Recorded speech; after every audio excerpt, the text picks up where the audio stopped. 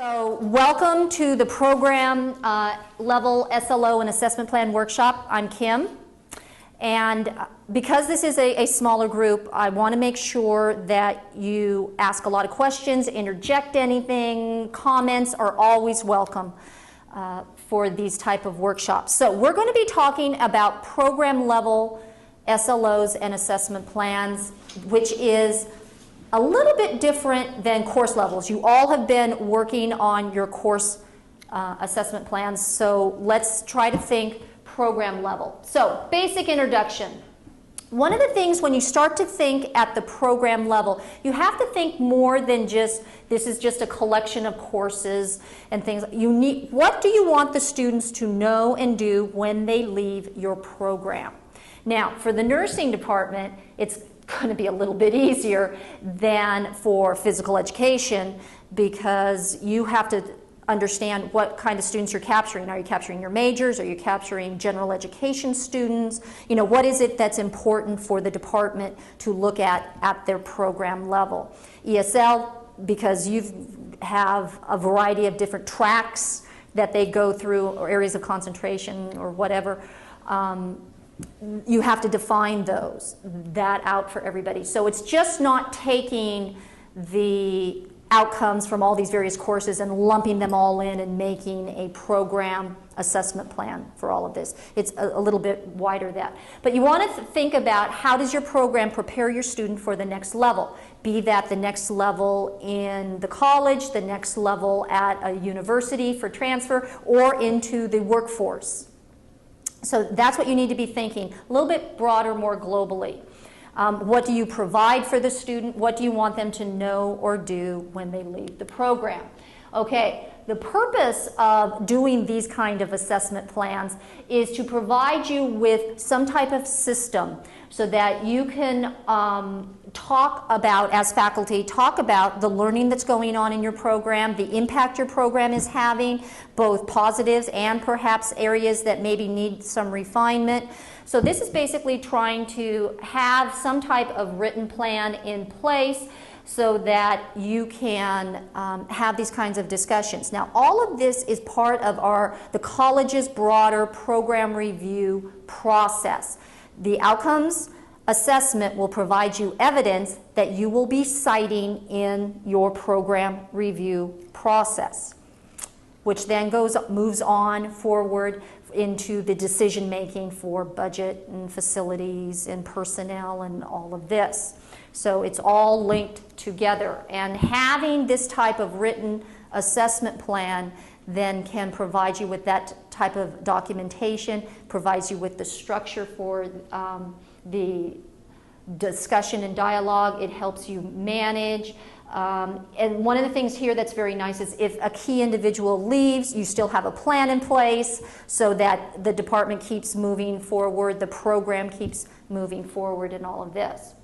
There's a lot of information here. Stop me if you want me to clarify something or if you have an insight that is missing from all of this. So what this is talking about is the alignment of the outcomes with the program review process here at the college. The first thing you need to differentiate is between what is a department and what is a program. You would think that they are the same, but no, they're not the same. In some areas they may be, but in most they won't. The department is for lack of a better term, the organizational management part of the department. It's your facilities, it's your personnel, it's your budget.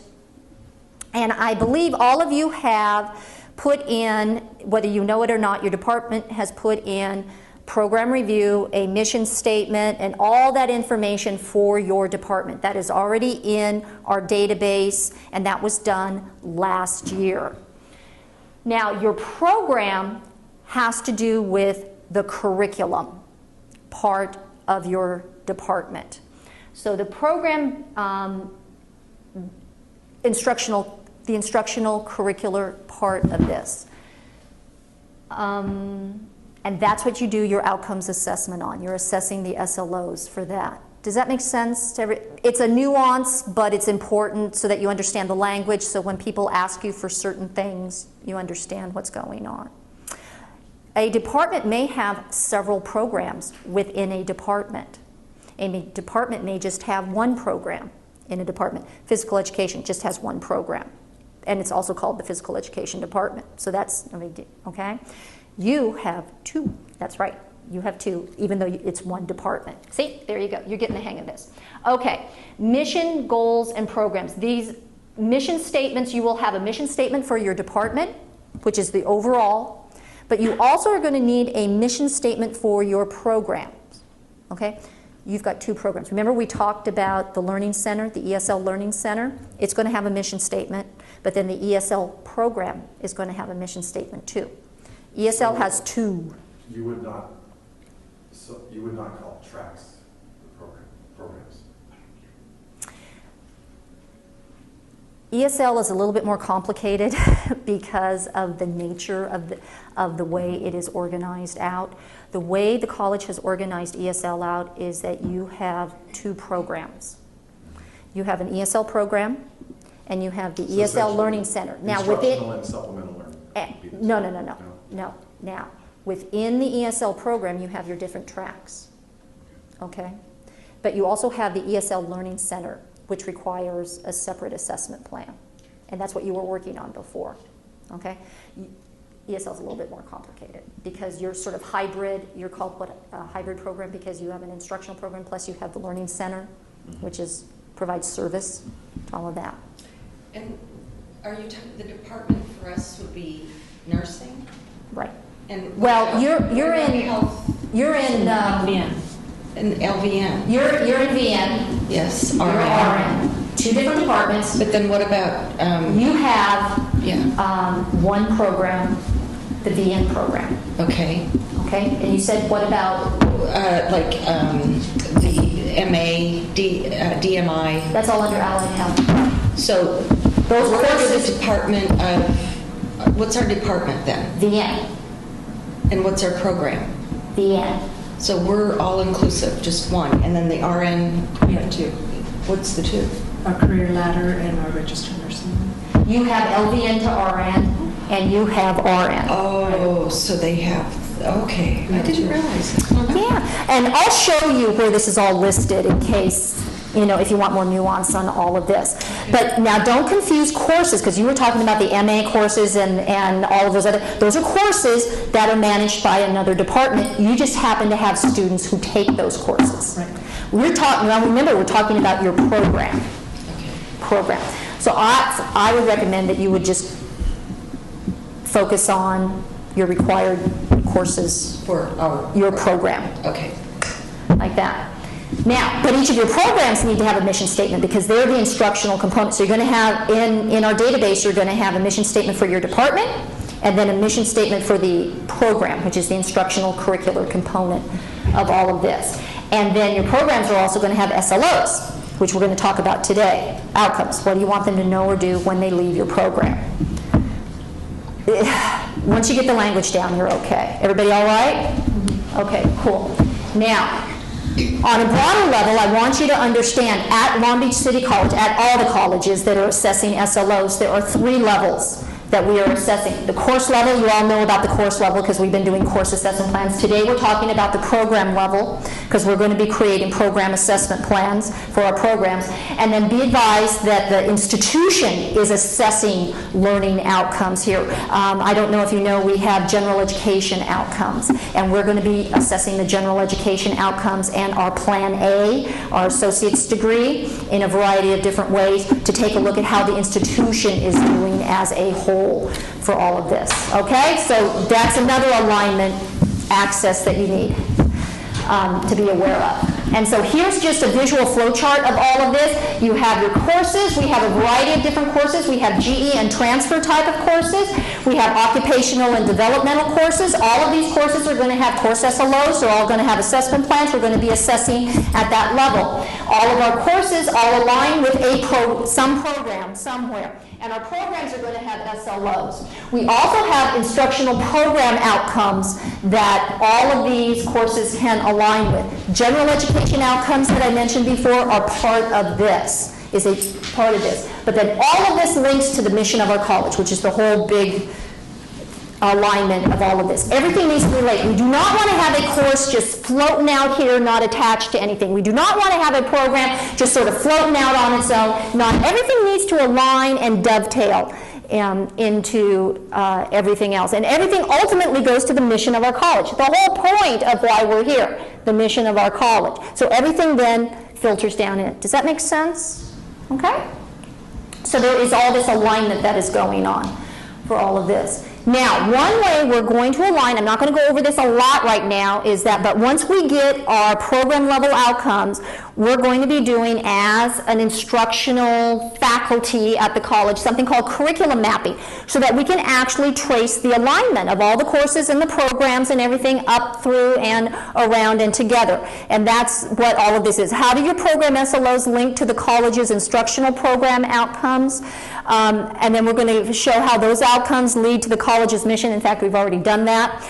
And then, like I said, at the institution level, we're going to have the general education outcomes, the Plan A courses, the GE philosophy. We've aligned all of that already. So there's a lot of alignment going on. So there's always a thread going through. There's a logical thread that links things together, because we just don't want, like I said, things floating out there making no sense. Everything needs to make sense. So that's one of the things that we're going to be doing. Hopefully we'll get started on it this year as we get things up and running.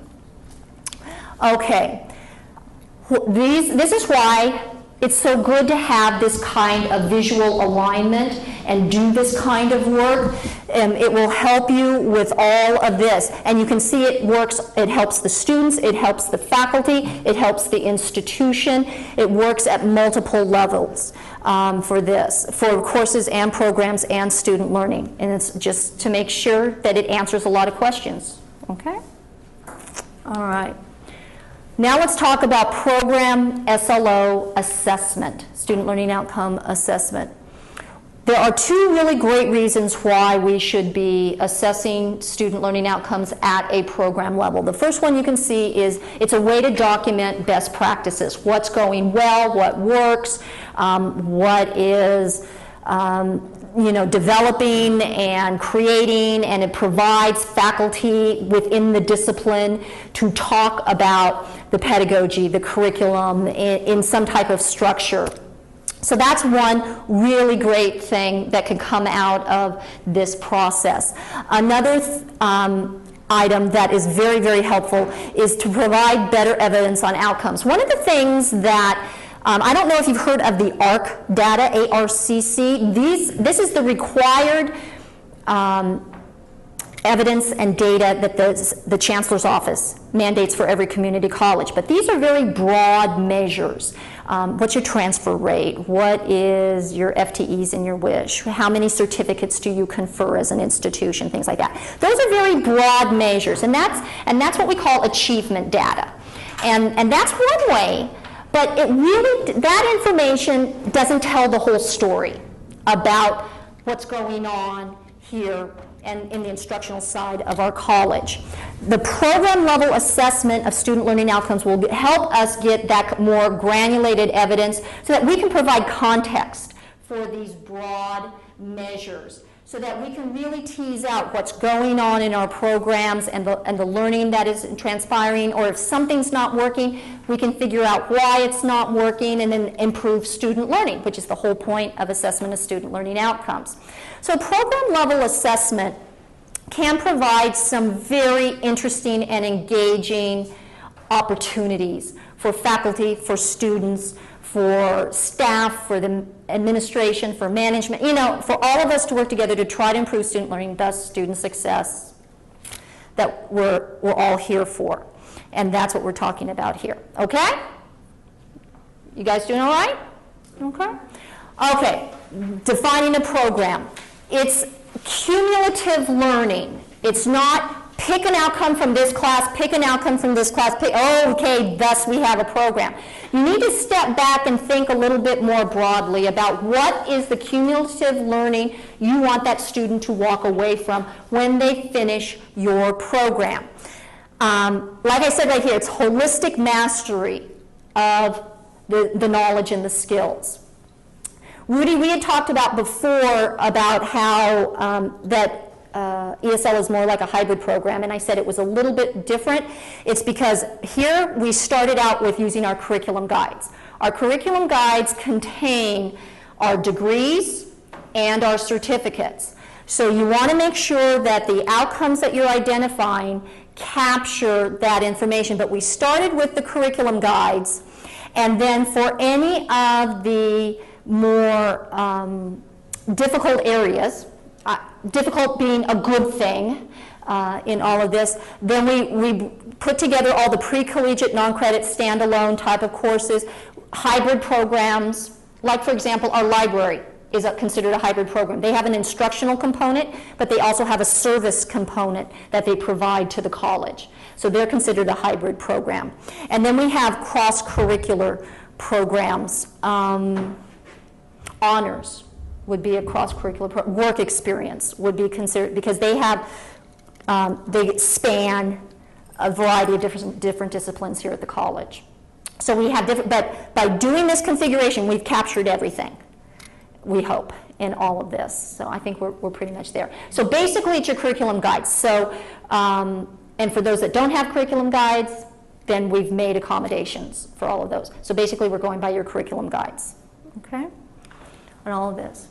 So here are a little bit more specifics just so that you understand how we got to the definition that we got at, because that's our foundation, and then you can build on that.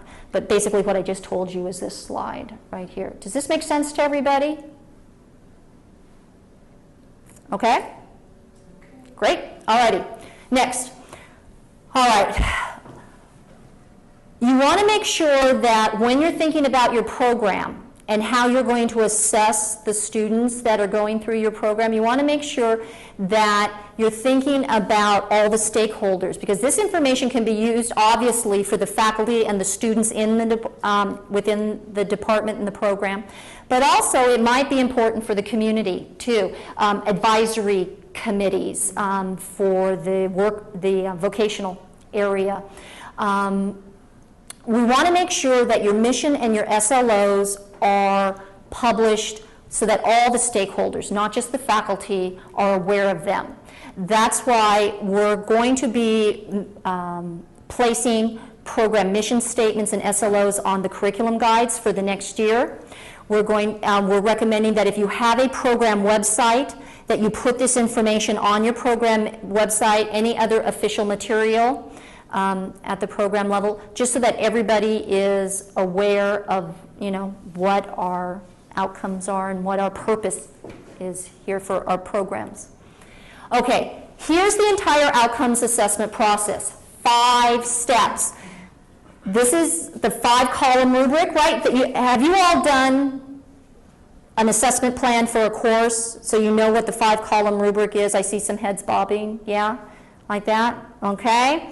Okay, so it's very similar but a little bit different at the program level, but the steps are the same. You have to identify your SLO. You have to identify your assessment task on how you're going to assess that SLO. You identify your criteria. What these first 3 columns in the assessment plan are, that's your plan. That's your plan. And that's what we want you to start to produce now and get in so we can get started collecting evidence. Once you collect the evidence based on your plan, then you'll be able to report out results and take some actions to improve student learning, and then reestablish the next cycle that you're going to be doing this. So this becomes a continuing, ongoing process. Okay. To do this, particularly at the program level, requires some preparation. This is not something, this is a lot. It has been my experience that some people will approach this as paperwork. This is just paperwork. I need to fill out the paperwork and get it in. That you are all here today in the summertime indicates you don't have that mindset, and kudos to all of you. But this whole process does require some preparation. To help you with that, here are some items that you really should be thinking about as faculty within a department. Time and organization, consulting and researching information as possible. In fact, I will use the physical education department as an example. When I came over and talked to all of you guys before, there were several members of your department that had researched some assessment tools for physical education performance and fitness testing tools and things like that, and they had done that kind of research so that they can determine what would be an appropriate assessment tool for all of that. So that kind of information in discipline-specific research may be helpful. You have to think and plan before you write this stuff down. This is not something that you can just wing. It needs to be thoughtful. Because remember, our outcomes process here is based on the 3 M's. It needs to be meaningful. If it doesn't give you information to help you improve student learning, then that's not right. It needs to be measurable. We have to be able to measure what we say the students are learning. And it needs to be manageable. Okay? If it's too much time, it requires too many resources, if you're fighting it all the time, then that's not right either. So the 3 M's, meaningful, measurable, manageable. If you're finding that one of these isn't working, then the process isn't working, then you need to change it because it needs those things. That's the basis for all of this. So you can see that some of this planning, there's a little upfront loading of time and effort and all of that. Resources, developing the process, thinking about it, you're thinking about your purpose and your goals for your program. All of this will help you establish what you really want for the students, to learn and develop as they go through your program. So it does take some preparation.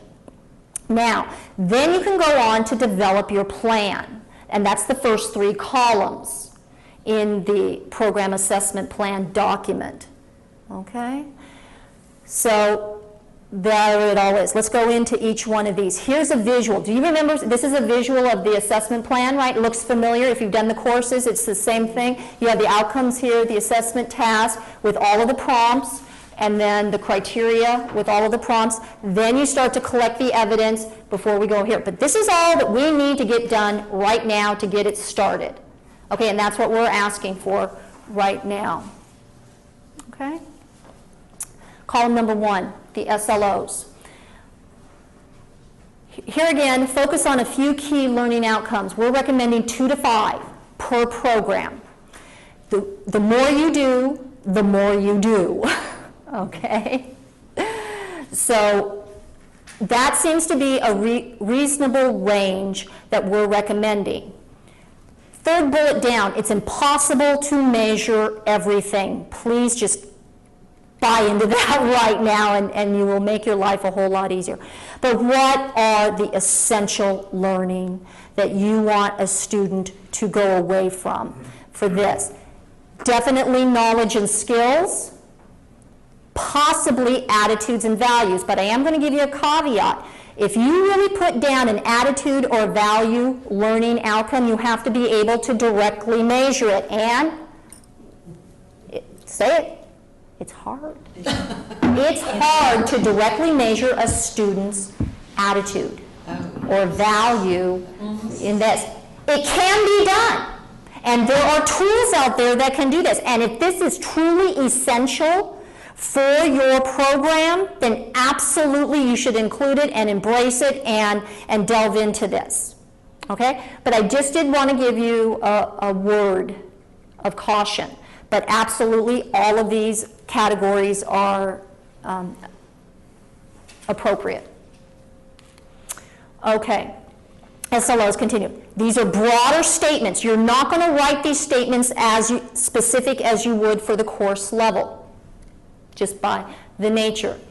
You're trying to look at integrated skills, not just one specific skill, not just one specific topic. You're looking at more of the integrated nature of things. So instead of, now this is totally off, but you know how in a golf class you have, you putt, you swing, you drive, bunker shot, okay. But at the end of the class, you want them to be able to play a round of golf. Right? Okay, that's at the course level. At the program level, it would be something very similar to that, but I just saw you and I knew you're a golfer, and so I thought about that for all of that. Does that make sense? It's integrated. It's the integrated nature of the skills. In the nursing program, you have them go through each course, right? But at the end, they need to be able to be a nurse. They're integrating all those skills. They're synthesizing all those skills together. Their communication skills, their physical skills, their knowledge bases and all of that to be a nurse in a work environment.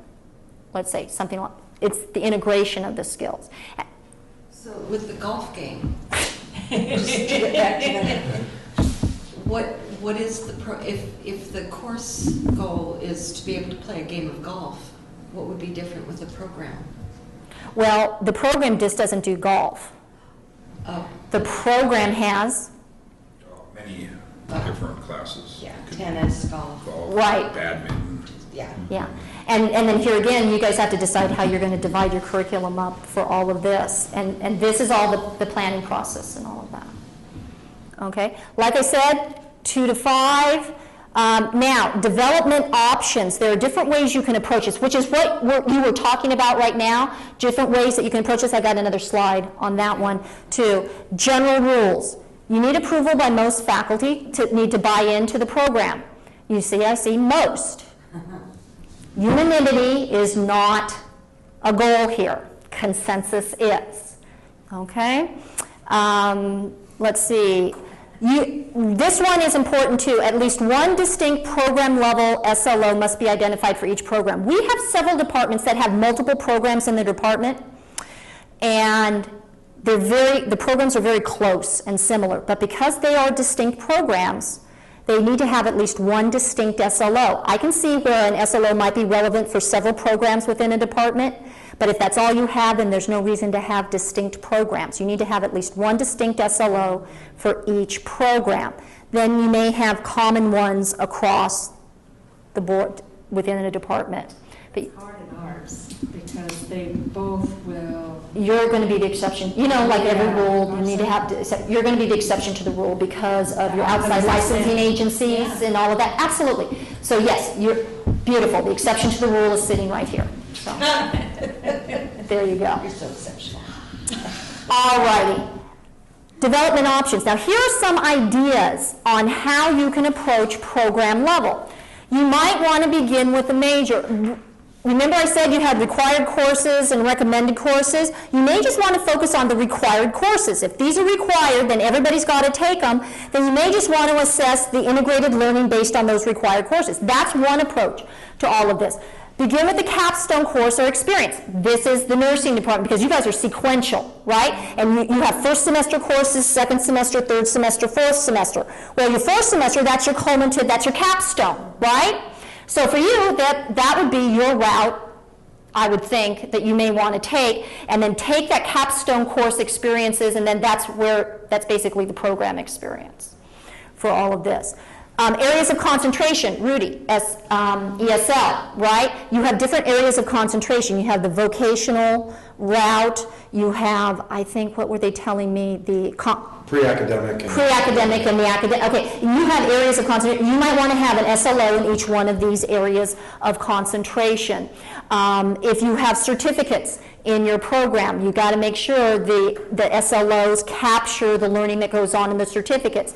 You may want to, with 2 to 5 SLOs, you may want to have a couple of SLOs for the degree part. You may want to have an SLO for the certificates that, you give out. There's a lot of latitude in all of this, but it's how you think about your program for all of this. Tracks of study, so begin with the courses, find commonalities and all of that. The way some programs are and the type of courses they have, you may want to find some commonalities. PE, like in the PEG and all of those, you may want to find the commonalities because it's really hard with PEG, the difference between volleyball and badminton and all of that. So then you may want to try to find commonalities and then have an outcome for PEG, PEPF, PEIA, and stuff like that. You may not want to do it that way. That's the faculty's choice.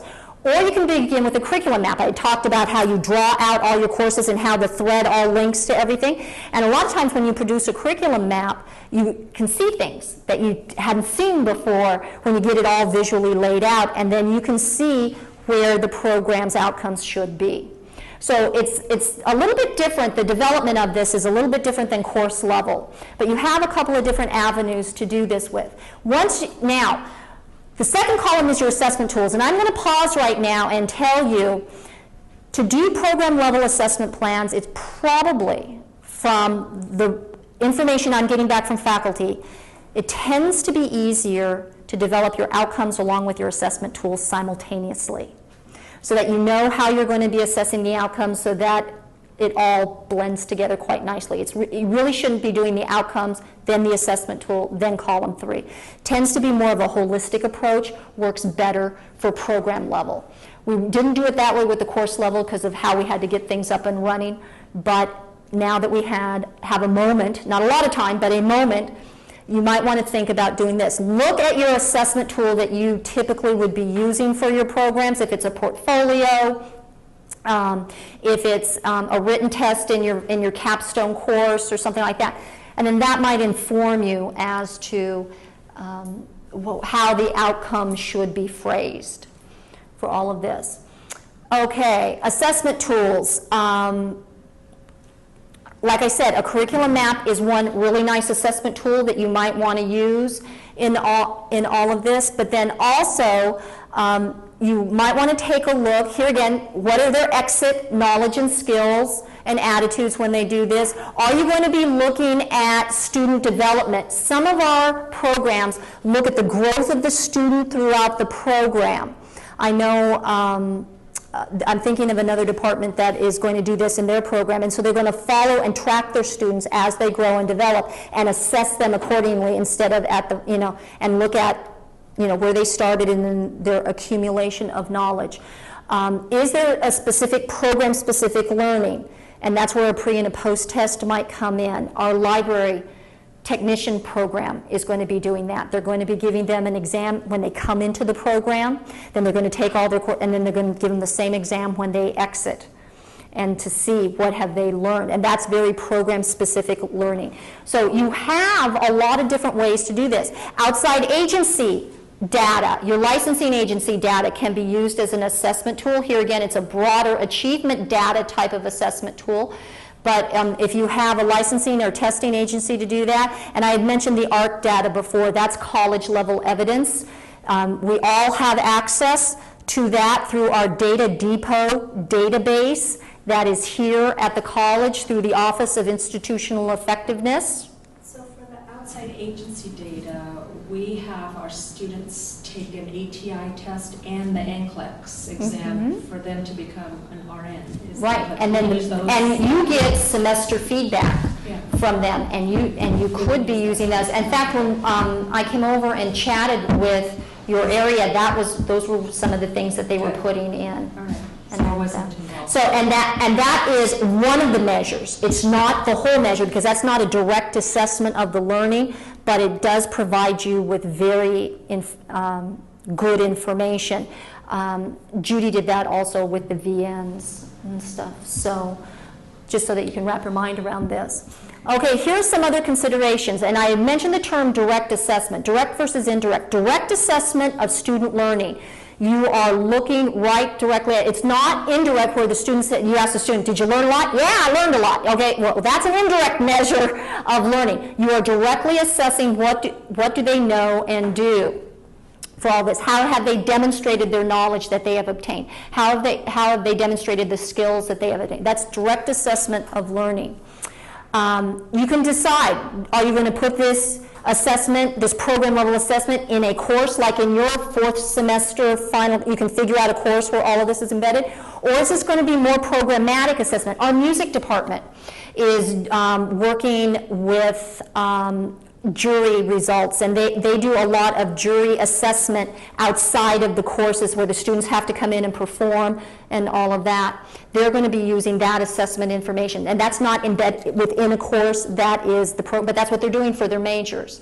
Our art department, they're going to try out their student art show as one of the direct assessment majors, but that's not going to be within a course, that's going to be outside, but they're going to go through, they got a rubric, and they're going to be grading the art projects that are on display for their higher level students.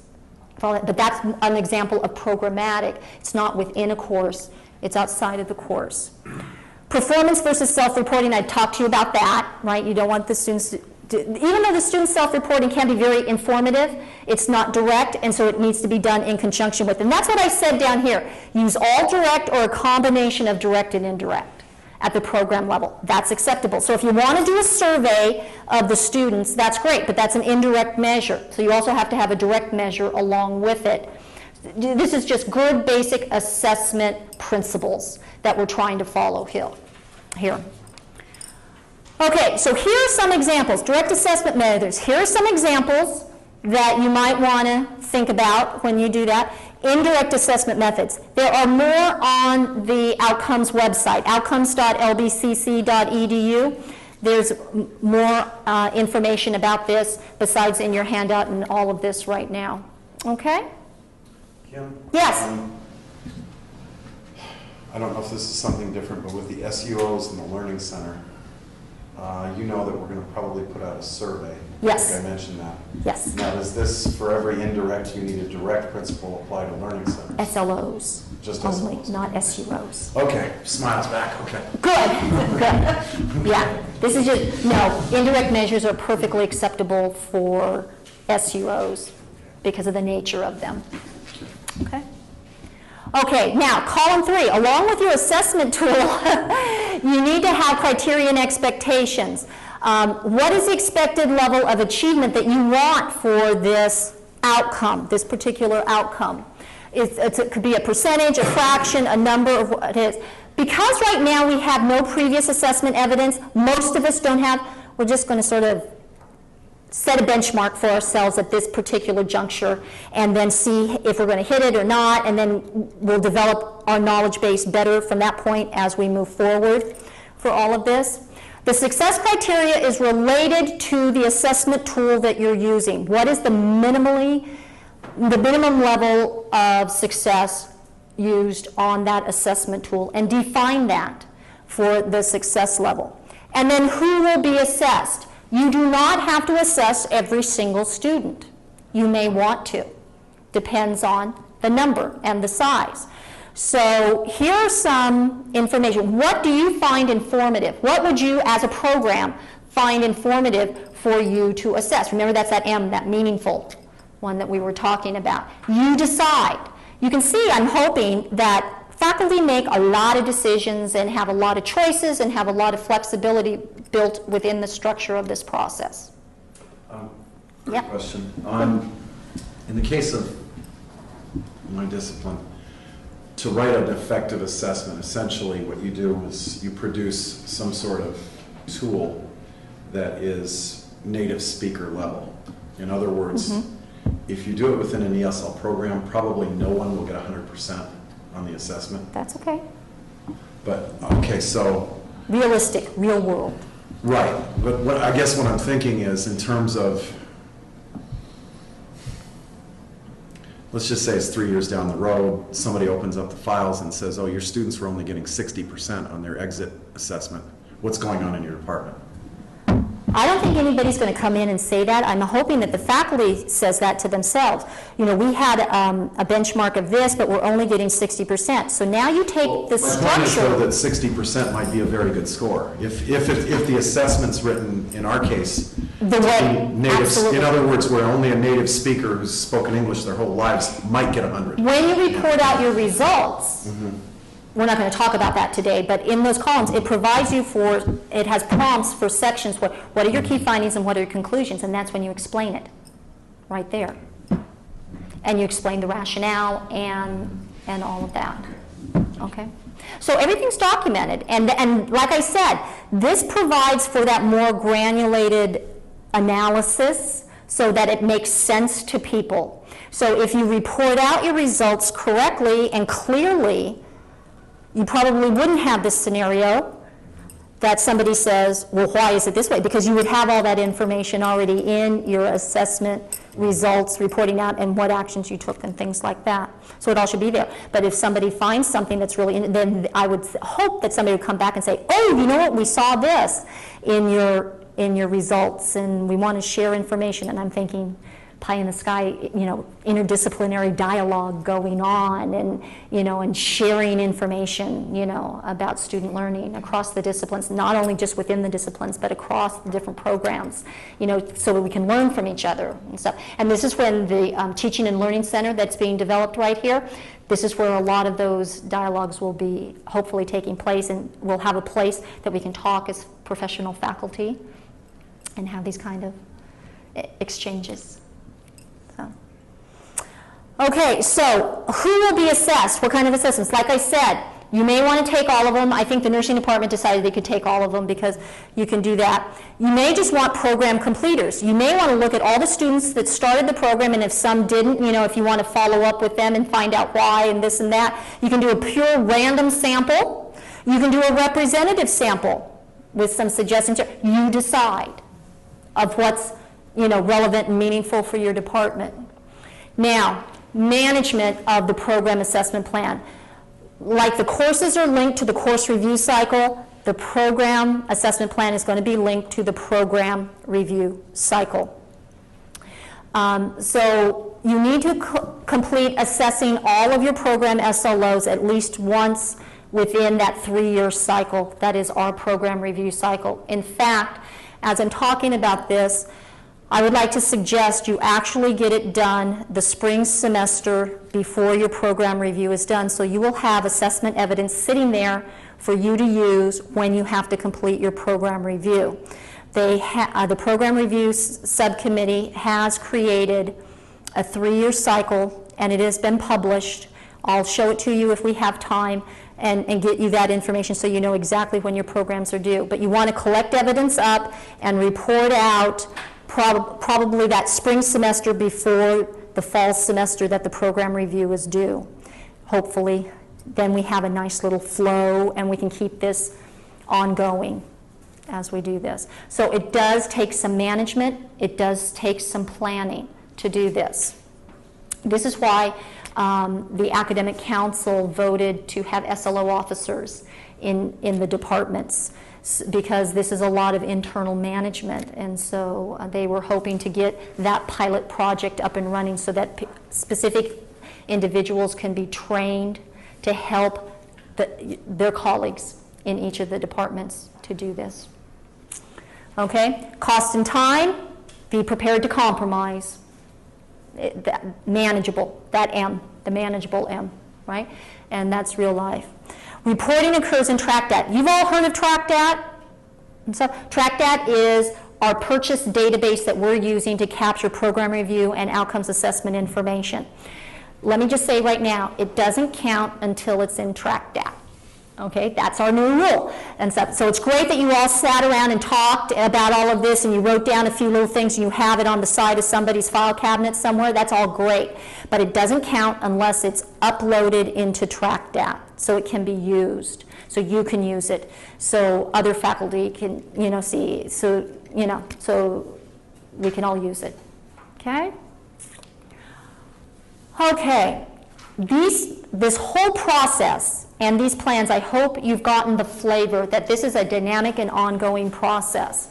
It provides you with the structure so that you can have the discussion and the dialogue you need to analyze the student learning that is going on in your program, and so that you can improve that student learning. Find out what's going right. What is really going, that's an important part of all of this. Find out what needs to be tweaked. Find out how you look at your students. I was just talking to our speech department last semester, and they were talking about majors versus general education. Which one is more important to them? Are they both equally important? Things like this is a conversation that they really hadn't had consciously in a while, and so they were very open to that kind of dialogue, and then that informed how they would develop their assessment plan for all of this. You can always revise, okay? Any assessment that you're doing is good. It can help. And we just build on what we're doing and what we have. We are going to report out your results, your analysis, and the specific actions you have taken for the next cycle as we go through. There's continuous refinement to student learning, because that's why we're here. I keep hearing everybody say we're here for the students. And this is a way we can document how we are here for the students and helping the students make it through and move on with their lives. Okay? All right, take a breath. Y'all all right? Yeah, all that. We have a little bit of time. I didn't know if you've had some really good comments and some really good questions. I didn't know if, with the presentation, if there was anything that you had another question or comment on. No, I don't have a comment. It's very good. Okay, good. Now, in front of you with your handouts, besides the handout that was for the PowerPoint, you have that to take with you. I'm also providing you with some examples of program SLOs that we took from Cosumnes River College. There are other community colleges that have their outcomes posted on the website, but this is just to give you sort of a flavor of what you should be thinking about, and that more integrative type of learning. So please feel free to take that along with it. Sorry, you said these outcomes came from other programs? Yeah. Okay. Cosumnes River. And then I know Orange Coast College has theirs up on the website too. Good for them. And eventually Long Beach City College will be having theirs. We have a start, if you don't know that. We already have our SUOs and our SLOs as of March, any programs that were submitted. They are on our college's website. Service unit outcomes for the services that the college provides to students and faculty and other stakeholders. So when we're talking about being a good educational institution, we're looking at the instructional as well as the service side of the college too. Okay? So any of that. I had mentioned, okay, so everybody good with that? Okay, I did mention that we have the outcomes website, and I always take an opportunity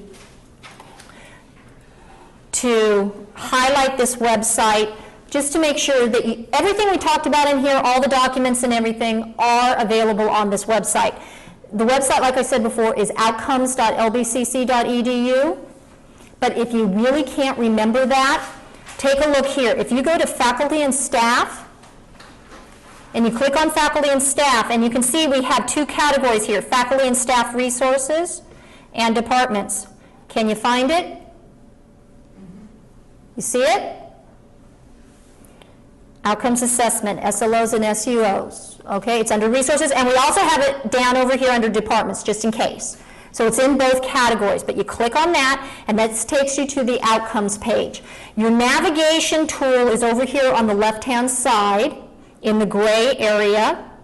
The general information is all up here. Student learning outcomes. Here are your three levels: course level, program level that we talked about, institution level. Those are your three levels that we mentioned before. We were talking about program level today. So if I click on this, what we need to get done right now, exclamation point, right, is the program assessment plan. There's your template. Here's a PDF training of it, and here's a little PowerPoint that you just went through. So it's all right here for you if you want to share this with colleagues or direct them to this area. But this is the first thing we have to get done. We are hoping that we can get all of our program assessment plans in this next semester and get them up, because we need to get them up and start assessment, because our first round of program review is due in 2011. That means we have to collect evidence this academic year, 2010-2011. Okay. Now, here, this section has all of the information about the program level outcomes assessment process. This first PDF document here is the complete whole shebang on all of that. But then below it, we have it broken out into different sections. If you want to delve more into the development of SLOs, program SLO examples, the handout I just gave you with the samples, that's this right here. Program assessment options, I gave you a few assessment options, direct and indirect right here. A more comprehensive one is right here. If you're thinking about using a capstone assessment tool, for example, the nursing, I've got there's some information right here. There's a general checklist to make sure that your assessments at the program level are meeting all of the good assessment principles and requirements. Then once you get into the discussion and analysis part, Here's some guiding principles and some ideas for you, actions taken, and then as you are evaluating SLO evidence, there's some guiding questions in this document. So there's a lot of support documents here. People just have to go onto the website and click on it. It's there until you sort of get the hang of all of this. Program assessment is tied to program review. Here is the program review schedule. I'll click on this and open this up just so that you know. In 2011, these are the departments and all of their corresponding programs are due. That means these departments right now, they're going to have to start collecting assessment evidence this year at the program level. They have to have their assessment plans in now so they can start doing all of this so that it's all set and in shape so that for next year, next fall, when the program review information is due, they will have something to refer back to and utilize as they do this. Okay? Yeah, keep going. Yeah, keep going. I know. I'm working on it. Okay. Okay. Okay, the same thing for the nursing program. Okay, but you need to start, you actually need to get this in now so you can start collecting up in 2010, 2011, so you give a little bit more assessment evidence because it's going to be due fall 12. Well, we have something due this spring, 2011. You do? We have to report out. Maybe for some of your courses? Yeah. Yeah, probably the That's courses. This is program level. Okay. So, and that's why I said there's a lot of management going on because the instructional side of the house has to manage both the course level and the program level. You've got to be aware of both levels and be able to manage both of those levels. Physical education is this, so the same thing for physical education, getting their plan in. That. And ESL is due in 2012. So the people that I spoke with in ESL to develop this plan, it's like collecting, reporting out the evidence like by spring 11 so that you will have it all there and it'll be ready to go by when you need it for fall 12. Yeah.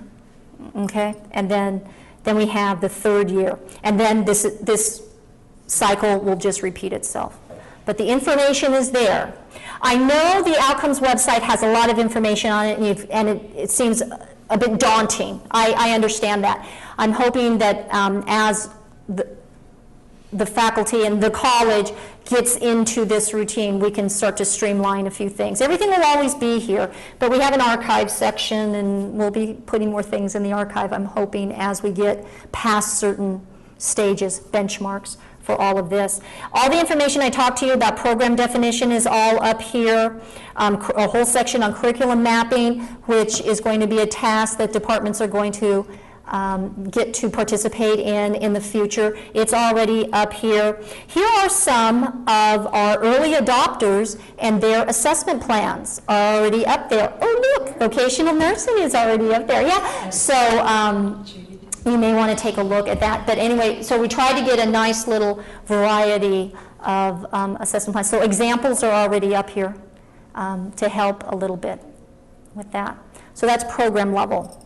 The only other website page on here that I'd like to draw your attention to is, again, under student learning outcomes, if you go all the way down to assessment, on this assessment page, there is information on rubrics, portfolios, and surveys, both PDFs, PowerPoints, samples, all of that. We have course samples right here. We have a ton of course samples right here. But we also have one program sample that our social science department is going to experiment with.